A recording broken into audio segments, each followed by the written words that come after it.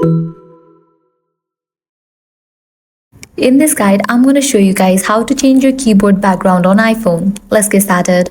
First, you'll need to get this app, Gboard. For that, launch your app store, search for the app Gboard and install it. Once you install it, now you'll need to give full access to it. For that, launch settings, scroll down and navigate to the option General. Now head over to the option Keyboard. Click on the option Keyboards. Click on the option Gboard and enable for the option Allow Full Access. Once you do that, you can close this, launch any of the messaging app and launch your keyboard. Now, at the bottom left, you're gonna find this icon. You'll need to press and hold on it and set it to Gboard. Now close this, launch your Gboard app, head over to the option Themes. Now here you're gonna find different theme option. Select the one that you wanna set as background for your keyboard. All you have to do is click on it and it will be set. You can close this and check.